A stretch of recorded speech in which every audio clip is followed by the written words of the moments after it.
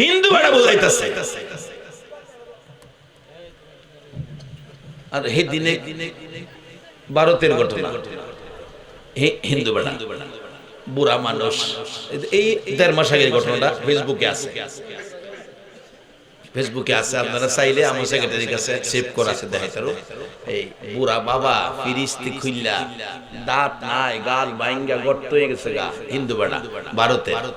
এই একটা মিষ্টি ফিরিস্তি খুইল্লা খাইছে, অর্ধেকটা ছেলের মারে দিছে, অর্ধেকটা নিজে খাইছে, দুইজনে বসে খাইছে, অসহায় একবারে বুড়া জয়ীফ। ছেলে বাড়িতে আইছে, পরে ছেলের বউ বিচার দিছে, তোমার বাপে চুরি কইরা ফিরিস্তি মিষ্টি খাইলে। বাপেরে যদি কোন ছেলে সুর কয়, হ্যাঁ কি নামাজ পড়া বেহেশতে যাওয়া সম্ভব? আগে হের আটটিলি ভাঙবো। বাজান ফাউন্ডেশন ঠিক রাখেন, এরপরে ইবাদত করেন, কাজে লাগবে। নাইলে ইবাদত কইরো দুজহ যাওন লাগবো। কোরআন বলছে আমার ওয়াজ না, আমিলাতুন নাসিবাতুন তাসলা নারান হামিয়া। কোরআন বলছে। আসুন মূল আলোচনায় যাচ্ছি। যুবকটা কই, বাবা চুরি করে মিষ্টি খাই লাগিলে গা, এই কথা বাপ পুতের তরহর মধ্যে লাগাই দিয়া ওই সোনার টুকরা বৌলা গেছে গা, বাপ পুতের লাগাই দিয়া তাই গেছে গা। বাজান এই সোনার টুকরা কইলাম মুসলমানের ঘরে ঢুকতারে, একটু সাবধানে থাকেন। বিবিরে আদর করবেন, বিবিরে রাইতে ধরার পরে মাথা তুলে নাচবেন, ইসলামে কোনো নিষেধ নাই। কিন্তু মা বাবার সাথে যদি বেয়াদবি করে, এই বিবিরে ছাড় দেওয়া যাবে না। যদি আল্লাহর বেহেশতে যেতে চাও, মাগো তোমরা রাগইও না, আজকে তোমরা বউ বাচ্চা কাচ্চা না, একদিন তোমরাও গেলাম মা হইবা, তোমরাও মা হইবা। তোমরা যদি তোমার শ্বশুর শাশুড়িরে কষ্ট দাও, তাহলে তোমার কপালও এই কষ্ট লেখালো।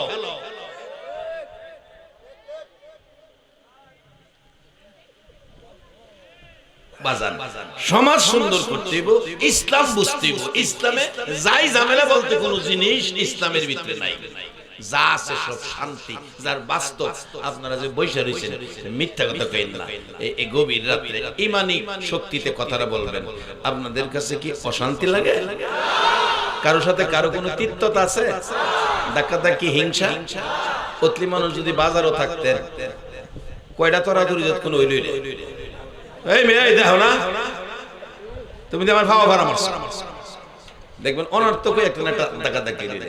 এই যে বইরিছে, এই নমুনায় বোঝা যায় আপনারা জান্নাতে যাইবেন। কারণ জান্নাতের ভিতরে কোনো তিক্ততা নাই, জান্নাতের ভিতরে অহংকার নাই, জান্নাতের ভিতরে দলাদলি মারামারি নাই, শুধু শান্তি আর শান্তি। আজকের নমুনায় কয় আপনারা জান্নাতি হয়ে যাবেন। আচ্ছা, আল্লাহ যদি আজকের এই মাহফিলের সবাইরে জান্নাত দেয়, আল্লাহর জান্নাতে কি জায়গার অভাব হইব? আল্লাহু আকবার। আসেন সামনে যাইতেছি, একটা জান্নাত কত বড়, সারা পৃথিবীর মানুষ মিল্লা একটা জান্নাত বানাইতে পারবো? বানাইবো, সাদ্দাত বানাইছি, আল্লাহকে বানাইছস, তোরে যাওয়া দেখবার লাগি দিতে। তুই এত বড় মাতবুরি কই ফাইলে? ফেরাউন খোদা দাবি করছিস, হ্যাঁ রে, নীল নদের নিচে ফালাইয়া সুবাইয়া মারছে। নমরুদ খোদা দাবি করছিল, হ্যাঁ জুতার বাইরে খাওয়াইয়া দুনিয়াতে বিদায় করছে। বলুন এই মালিকটা কে?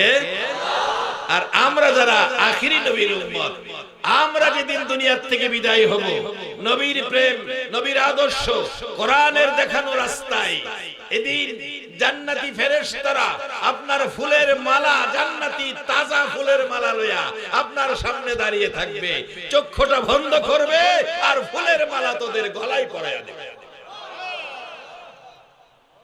কবর শুয়ে থাকবেন জান্নাতি বিছানায়, 3 বেলা জান্নাতি খাবার। কোরআন বলছে বাল আহিয়াউন ইনদা রাব্বিহিম ইরযাকুন, তিন বেলা রিজিকের ব্যবস্থা আছে কবরে। বাজান আজকে দুনিয়াতে একটা ডাইল ভাত খাইবার লেগে কত কষ্ট করি। একটা লোক দোকানদার সকাল 8টায় দোকান খুলে রাত্র 10টায় দোকান বন্ধ করে, জিগাই দেখে হুজুর এই কষ্ট ছেলে মেলে আছে একটা ডাইল ভাত খাইবার লেগে। এত কষ্ট যদি দুনিয়ার চাইটা ডাইল ভাতের লেগে করেন, কবরে গিয়া শান্তিতে থাকবার লেগে একটু কষ্ট দরকার আছে না? বাজান আসেন আমি মূল আলোচনা কম সময়ের মধ্যে গুছাইতেছি। এরপরে দোয়া, আজকের মূল অর্থ হবে দোয়া। এনে মাহফিলে এই হ্যান্ডবিলে লিখছে ওয়াজ ও দোয়া। দোয়া ওই যে কবরবাসীদের জন্য দোয়া। কবরবাসী দিলে একবারই ভাত ফাড়াইবেন এই সুযোগ নাই, কবরবাসীদের জন্য দোয়া। বলতেছিলাম বুড়া বাবা, বাবার লগে লাগায় দিয়া ওই সোনার চাক্কা হান জায়গা ফেসবুকে দেখেন, ফেসবুকের মধ্যে ফুল্লি দেওয়া হয়েছে এই 1.5 মাস আগে। পোলা বাবারে দম খাইতেছে, মিষ্টি কিনলে কে চুরি করে খাইছো? বাবা কয় বাবা রে আমি তো চুরি করে খাইছি না, আমি ফিরিস্তে একটা মিষ্টি, আমি কি তোরে মিষ্টি জীবনে খাওয়াইছি না? এটা কি চুরি চুরি করে খাইছো? বাপের এনতে খাইছো তা আমি বাপ, তোর মিষ্টি কিনা ফিরিজে আমি কি খাওয়ার? আচ্ছা ছেলে মিষ্টি আনলে কি বাপে খাওয়ার অধিকার আছে না? এই যে ধর্মেরই হোক বাপ তো বাপ হই, হিন্দু হোক আর বুদ্ধ হোক আর খ্রিস্টান হোক, বাপ বাপ হই, মা মা হই। মারে অস্বীকার করা যাবে না, বাবারেও অস্বীকার করা যাবে না। ইসলাম সেই শিক্ষা দেয় না। আচ্ছা বাবাই কয় আমি খাইছি, চুরি করে খাইতে পারি তো একটা মিষ্টি দুইজনে বাইতে খাইছি, তোর মা অর্ধেক আমি অর্ধেক, খাইলা গেলে কিনা খাইতে পারো না? আমি কি বাজারও যাই, আমি কিনা খামু কেমনে? এইভাবে কথা কাটাকাটি করতে করতে হাইরে অসহায় বুড়া বাবা, দাঁত নাই, গাল দুইটা গর্ত, গোশত নাই, এই বুড়া বাবার গালের মধ্যে যুবক সন্তান ঠাস ঠাস করে থাপ্পড় মারছে। একবার না কয়েকবার থাপ্পড় দিছে। যারা দেখছে চোখের পানি কেউ রাখতে পারে। এলাকার লোকেরা বাড়ি গেরাও করছে, অবশেষে সিভিল পুলিশ থানা থেকে আইসা এই যুবকটাকে ধরে নিয়ে গেছে, কঠিন বিচার করবে। এই যুবক বলতেছে আমি বাবার কাছে মাপ চাইছি, এই মাপে মাফ হবে না, থানায় চলাই। থানায় নিয়া লইছে কেসা। এই খবর বাবাই শুনিনা বাবার কলিজা মানে না। বাবা আবার হাঁটতে পারে না, তারপরেও কষ্ট কইরা থানাতে গিয়া পুলিশের কাছে অনুরোধ কইরা ছেলেরে ছুড়াই আনছে।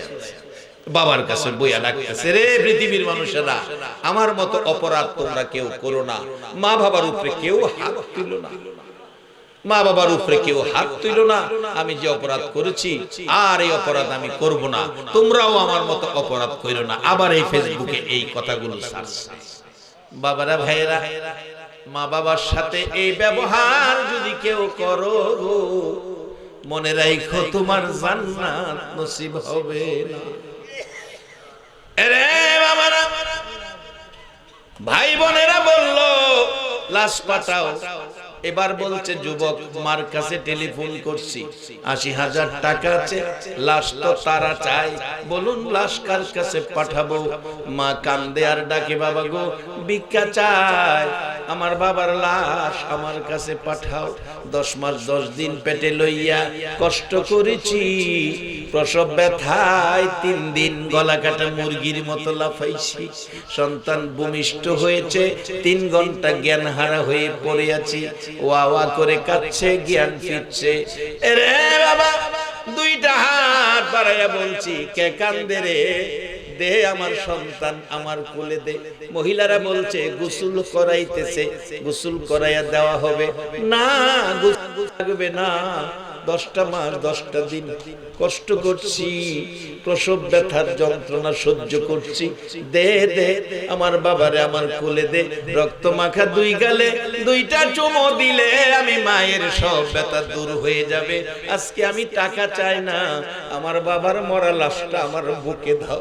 বাবারে বুকে লইয়া 2 গালে 2টা চুমো দিব, আমি মার বুকের আগুন নিভবে। বাবা আমার টাকার দরকার নাই, আমার ছেলের লাশটা আমারে দাও, টাকা এদেরকে দিয়ে দাও। টাকা চাইলো না, ছেলের লাশ চাইলো, বলুন এই দরদিটা কে? বাবারা এই মা যদি ঘরে থাকে মা বাবার খেদমতে যাও। শিক্ষা দিয়েছেন আল্লাহ কোরআনে, ওয়া কাদা রাব্বুকা আল্লা তা'বুদু ইল্লা ইয়্যা ওয়া বিল ওয়ালিদাইনি ইহসানা। ইবাদত করো আল্লাহর, খেদমত করো মা বাবার, যদি মা বাবা দুনিয়ায় থাকে। এক বেচারা স্বপ্নে দেখে জান্নাতের চৌকাঠে সুমাইতেছে। সকালে ইমাম সাহেবের কাছে ফজরের নামাজ পড়ে বইছে, হুজুর আমার ভাগ্যটা কত ভালো, আজকে স্বপ্নে বেহেশতের চৌকাঠে সুমাইছি। ইমাম সাহেব আল্লাহর ওলি ছিলেন, আল্লাহওয়ালা ছিলেন। উনি বললেন, তোমার কি মা বাবা আছে? কয় জি আছে। তো তাড়াতাড়ি বাড়ি যাও, মা বাবার পায়ে গিয়া সুমা দাও। হুজুর কোন কি? কই বেহেশতের চৌকাঠ আর মা বাবার পাও। আল্লাহর ওলি বললেন, বাবারে বেহেশতের চৌকাঠের চাইতে তোমার মা বাবার পায়ের দাম অনেক বেশি। আজকে সেই মাকে বাবাকে মানুষ কষ্ট দেয়। একবার যদি বাবা কিছু কয় ছেলে ধমক মারে, ফেরি করে লেগে। মা যদি একবারের জায়গা দুইবার একটা কথা কয় মারে তিনটা ধমক মারে, ফেরি করো কেন? আল্লাহ কোরআনে বলছে মা বাবার সাথে কথা বলতে আদবের সহিত কথা বইলো, নরম সুরে কথা বইলো। মা বাবারে ধমক দিয়া কথা বইলো না। মা বাবার কথার সুরের উপর তোমার কথার সুরটা বড় কইরো না, আদবের সহিত। আর যদি মা বাবা দুনিয়ায় থাকে খেদমত কইরো। মা বাবা যদি দুনিয়ায় না থাকে তাহলে এই কবরবাসীদের জন্য দোয়া। আরে কবর আমাদের জন্য রেডি হয়ে গেছে। ওই যে গান গাইছে, যা কবরস্থানের একটু মাটি বাইনা করে রা। প্রত্যেকের কবরের বাইনা হয়ে গেছে, শুধু যাওয়ার খবর আসবে সাদা কাফন পরে, বড়ি পাতার গরম পানির গোসল। হাইরে বড়ি পাতার গরম পানির গোসল দেওয়ার কারণ বলতেছিলাম, ব্যথা বেদনায় গরম পানি ডাললে ভালো লাগে। মুর্দারের গোসল চলছে, গরম পানি দিয়ে গোসল। মুর্দার কথা বলতেছে, কে গো আমাকে গোসল দাও, গরম পানি বাড়াইয়া দাও, আমি এই কষ্ট সহ্য করতে পারি না, আস্তে আস্তে চাপ দাও। আমার রূহ বের করতে গিয়ে আজরাইল এমন কঠিন আক্রমণ করেছে, আমার হাড়টির সাথে গোশত রাখে নাই, আমারে গরম পানি বাড়াইয়া বাড়াইয়া দাও। এই আক্রমণ আজরাইল প্রত্যেককে করবে, কেউ এই আক্রমণ থেকে রেহাই পাবে না। একজন ব্যক্তি রেহাই পাবে, যারা আখিরি নবীর উম্মত হয়েছে। বলুন আমরা কোন নবীর উম্মত? সবাই বলুন আমরা কোন নবীর উম্মত? এবার নবী যেই কথা বলছে এই কথা মানতে আমরা রাজি আছি কিনা? আসুন আমি শেষ দিকে চলে গেলাম। নবী যেই কথা বলছে আমরা এই কথা মানব। কিভাবে মানব? আমার নবী বলছে কাফা বিল মাউতি ওয়াইজান, একটাও যথেষ্ট মৃত্যুর কথা স্মরণ রাখা, একটাও যথেষ্ট মৃত্যুর কথা স্মরণ রাখা। বাবারা আমরা যে মরতে হবে এই কথাটা কি সত্য? সবাই কি মানছেন? মরবেন না এমন কেউ আছেন এখানে? না, বললেও লাভ হইতো। তাই আসুন নবীর কথাটারে আমরা মানি। যারা নবীর কথা মানে হেরা আবু বকর, যারা মানে না হেরা আবু জাহেল। যারা নবীর কথা মানে হেরা বেহেশতি, যারা নবীর কথা মানে না হেরা দুজহি। ওয়াজ সহজ। আল্লাহ জান্নাত বানাইছে, জাহান্নাম বানাইছে মানুষের লাগিয়া, অন্য মাখলুকের লাগিয়া না, মানুষের লাগিয়া। আমরা যেন জাহান্নামী না হই এজন্য নবী রাসূল পাঠাইছে, আসমানি কিতাব পাঠাইছে। তাই আসমানি কিতাব আমাদের কাছে রাইখা নবী দুনিয়া থেকে বিদায় নিয়ে মদিনার মাটিতে শুয়ে আছেন। সেই নবীর কথাগুলো আজকে আমাদের সামনে বাস্তব। সেই কথাগুলো আমরা বাস্তবে পালন করব। আমরা জান্নাতে যাব। কিভাবে যাব? বাস্তবে আসে। সামনে আমাদের কবর। এই কবরস্থানে যাওয়ার আগে আমি আপনাদের কাছে জানতে চাই, নবীর কথা যারা মানছে এর দাম কমছে না বাড়ছে? এই যে দেখেন নবীর কথা মানছে হযরত ওমর ফারুক রাদিয়াল্লাহু তাআলা। ওমর মসজিদে নববীতে নামাজ পড়ায়। মদিনার শাসক রাষ্ট্রপতি এক ইহুদি ফজরের নামাজের সময় ইমামের পিছনে, ওমরের পিছনে মুসল্লি সাইয়া ওমরকে হত্যা করার জন্য মুসল্লি হয়ে গেছে, নামাজি গেছে। অনেক সময় আমরা দেশে দেখি নামাজের সুরতরা জুতা চুরি করে। আছে না? আসলে মানুষে কয় নামাজিরা চুরি করে, না নামাজি চুরি করে না। নামাজি কোনদিন মসজিদে চুরি করতে যায় না। নামাজি মসজিদে যায় নামাজের সেজদা দিয়া, আল্লাহ খুশি কইরা, আল্লাহর জান্নাতটা পাইবার লাগা। আর সুরে চুরি করতে যায় নামাজির সুরত ধইরা। হ্যাঁ নামাজি না, হ্যাঁ সুর। ইহুদি মসজিদের নববীতে গেছে নামাজের লাগে না, উমররে হত্যা করবার লাগে। পিছনের কাতারে ইমামের পিছনে, আর উমর নামাজ পড়াবেন। 2 রাকাত ফজরের নামাজ শুরু হইছে, 1 রাকাত শেষ। দ্বিতীয় রাকাতে দাঁড়াইতেছেন, সোজা হইতে পারে নাই, বাঁকা অবস্থার মধ্যে ইহুদি ডান দিক দিয়া কলিজাটার মধ্যে ছুরিটা মারছে। উমর কাত হয়ে পড়ে গেছে। শক্তিশালী পুরুষ রক্ত বাহির হইয়া মসজিদে নববী লাল হয়ে গেছে। মুসল্লিদের পায়ের নিচে রক্ত, মুসল্লিরা নামাজ ছেড়ে কাঁদছে, কার রক্ত? মসজিদে নববী লাল হয়ে গেল। ওমরের ছেলে আব্দুল্লাহ মিম্বরে দাঁড়িয়ে ডাকতেছে, মুসল্লিরা দরজা জানালা বন্ধ করে দেন, আমার বাবারে ছুরি মারছে, প্রতিশোধ নেব, বিচার করব। ওমর ছোট্ট ছোট্ট সুরে বলছে, আব্দুল্লাহ রে, প্রতিশোধ না, বিচার না। তুমি কি জানো না ইসলাম প্রতিশোধের ধর্ম না? প্রতিশোধ চাই না। আমাকে যদি খুশি করে বিদায় দিতে চাও, মসজিদের নববীতে নবীর রওজা মুবারকের পাশে আমার ভাই আবু বকর ঘুমিয়ে আছে। আবু বকর তো কবর হয়ে গেছে। বাবা, কবর কয়েক রকমের আছে।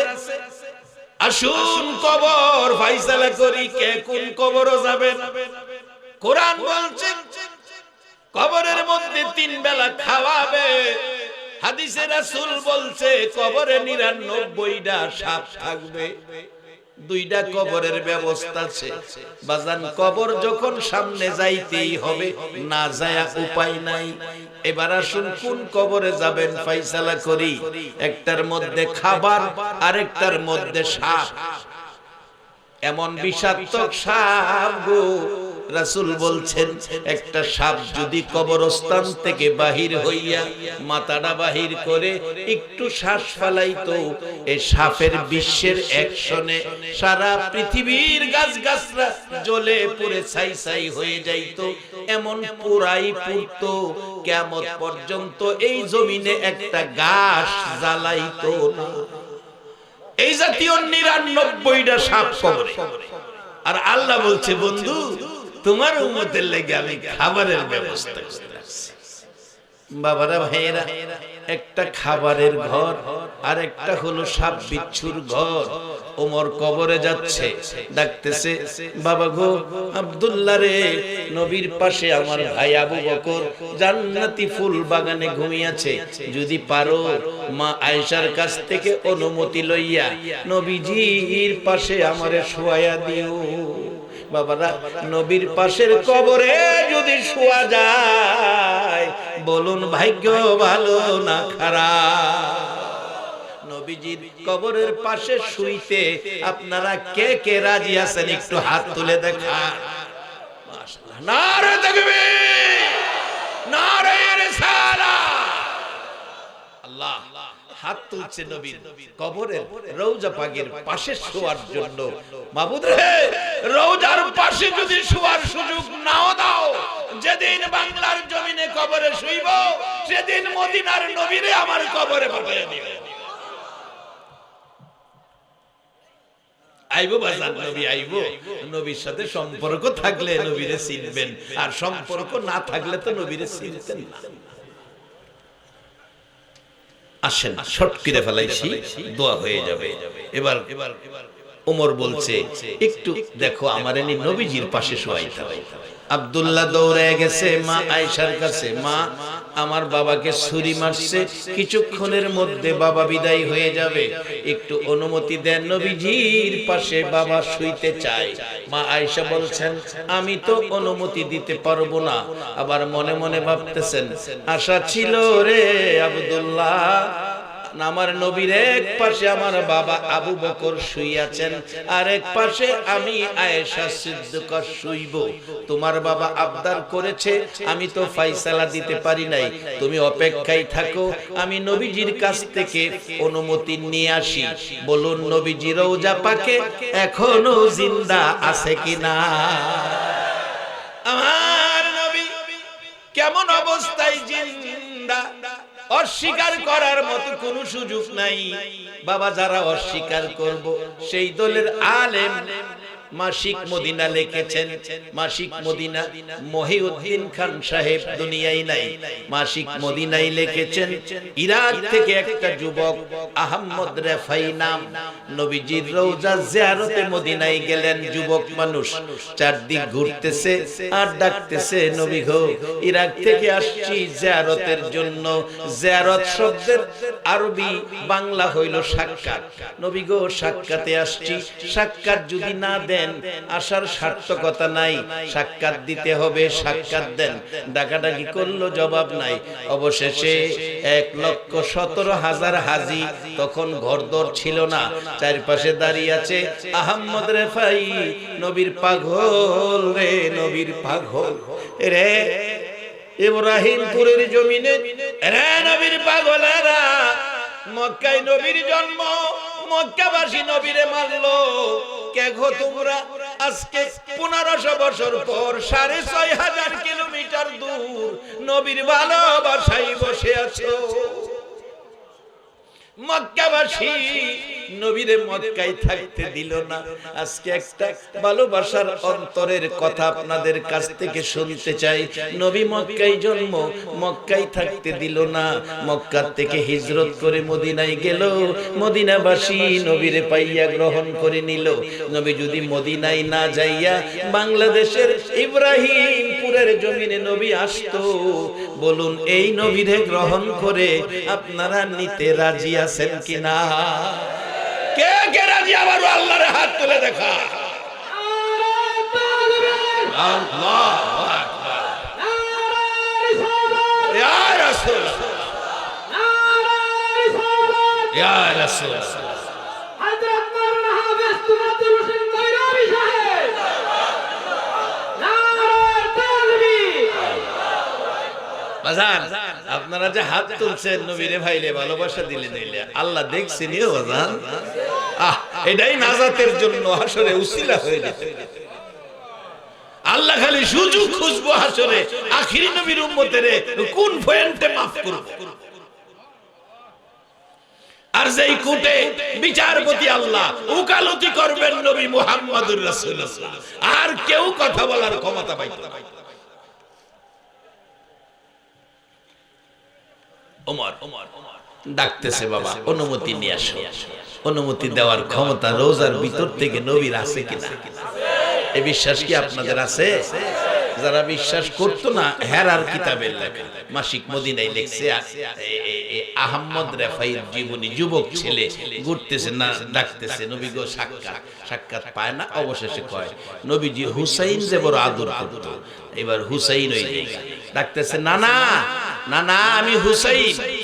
হুসাইন রে বুইলা গেছো? ও না না আমি সাক্ষাৎ আইছি।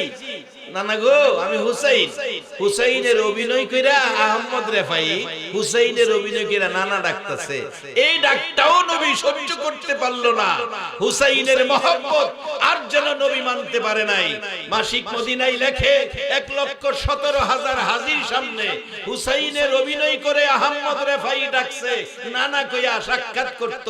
আমার নবী রওজা পাকের মাঝখান দিয়ে এই পর্যন্ত হাত মোবারক নবী বাহির করে দিয়েছে। আমি বলবো আজকে যারা সেই নবীর ভালোবাসার জন্য হাত বাড়িয়েছে, আমার নবীর স্বপ্নের একটা রাত্রে দিদার যেন দেখায় দেয়। সেই নবী রওজার পাশে ডাকতেছে মা আয়েশা সিদ্দিকা, ইয়া রাসূলুল্লাহ ইচ্ছা ছিল আপনার পাশে আমি শুইব। ওমর আসতে চাইতেছে, নবী গো আমি আসবো না ওমর আসবে? আমার নবী রওজা মোবারকের ভিতর থেকে ডাকে, আয়েশা মনে দুঃখ নিও না, তুমি তো আমার আছো, থাকবি রে আয়েশা। কিন্তু আমার রোজার পাশে তুমি নয়, আমার উমর আমার পাশে থাকবে। উমরকে ডাইকা পাশে নিলেন, আবু বকরকে ডাইকা পাশে নিলেন। দেখি কি কাজ করে নবীর পাশে গেল। এবার দৌড়ায় আসছে, বাবা আমার নবী আপনাকে পাশে আসার অনুমতি দিয়েছে, পাশে আসার অনুমতি দিয়েছে। কার পাশে নবী থাকবে, কারে নবী পাশে রাখবে? বাজান শেষ দিকে গেলাম, কার পাশে নবী থাকবে, কাকে নবী ডাইকা পাশে রাখবে? ডাকতেছে, বাবা আপনাকে অনুমতি দিয়েছে পাশে থাকার জন্য। চোখ খুলে হাসি,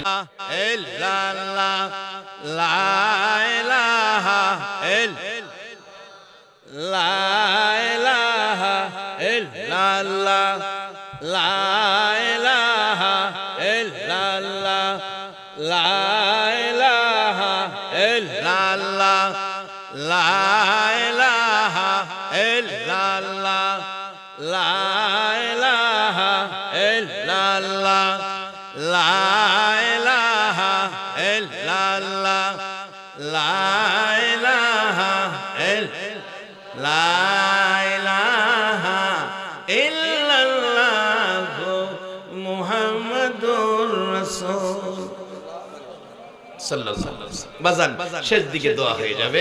এই যে দেখেন, এবার ওমর চোখ খুলছে, বাবা নবী আমারে কবুল করছে, আমি দোয়া করব আজকের মাহফিলে যারা একটা রাত্রে নবীর স্বপ্নের দিদার যারা নবী কবুল করে, এবং কবরস্থানে যারা ঘুমিয়েছেন, নবীর প্রত্যেকটা কবরের সাথে যেন জান্নাতের দরজা, নবীর রওজা মুবারকের দরজা খুলে দেয়।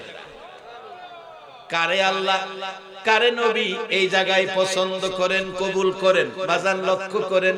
এটাই তো শেষ কথা। ডাকতেছে, ওমর আব্দুল্লাহ রে আমি খুশি হলাম। হযরত আলী বলেন, আমি পাশে ছিলাম, বললাম ওমর অপেক্ষায় ছিলাম, মুখ খুলো নাই, চোখ খুলো নাই। এই শেষ মুহূর্তে আমি আলী তোমার কাছ থেকে দুইটা উপদেশমূলক কথা শুনতে চাই।